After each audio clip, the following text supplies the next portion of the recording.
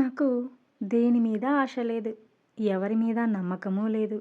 ఎందుకంటే అందరూ చివరిదాకా ఉంటారని చెప్పి మధ్యలోనే వదిలేసి వెళ్ళిపోతున్నారు. కాబట్టే ఎవరి మీద నమ్మకం కానీ, ఆశ కానీ లేదు. ఒక భర్త గెలుపుకైనా, ఓటమికైనా సగం భార్యే కారణమన్నది ఎంత నిజమో, ఒక భార్య కన్నీటికైనా, ఆనందానికైనా సగం భర్తే కారణమన్నది కూడా అంతే నిజం. ఒక స్త్రీకి 17 ఏళ్లకే పెళ్ళి, 20 ఏళ్లకే పిల్లలు, 30 ఏళ్లకే గొడ్డు చాకిరీ. అయినా కూడా ఏ బాధ కనిపించకుండా అలా ఎలా నవ్వుతూ బ్రతికేస్తారో చూడు కదా. ఎప్పుడు చూసినా నా కోపం వల్ల నీకు కలిగిన బాధనే చెప్తున్నావు. ఒక్కసారైనా ఆలోచించావా నీ ప్రవర్తన మూలంగా నా మనసు ఎంత నలిగిందో అని? ఒక మనిషిగా నేను చచ్చిపోయి చాలా రోజులైంది.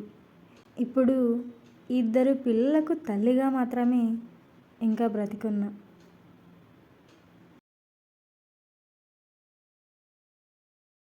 మోసపోయిన వాళ్ళ బాధ మోసం చేసే వాళ్ళకి ఎప్పటికీ అర్థం కాదు, తెలియదు కూడా.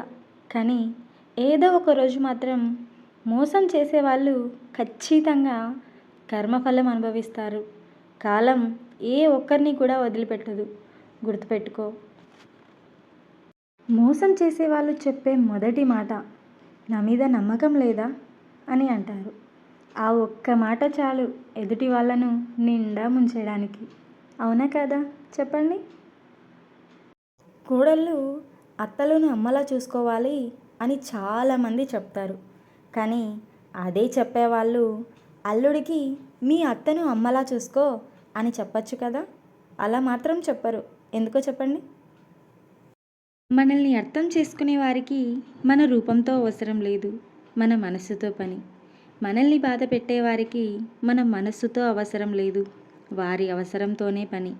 మన చెలిమి కోరేవారికి మన స్తోమతతో అవసరం లేదు, మన వ్యక్తిత్వంతో పని. మనల్ని దూరం పెట్టేవారికి మన ఫీలింగ్స్తో అవసరం లేదు, వారి స్వార్థంతోనే పని. నేను ప్రతి ఒక్కరితో గొడవ పడేంత చెడ్డదాన్ని కాదు.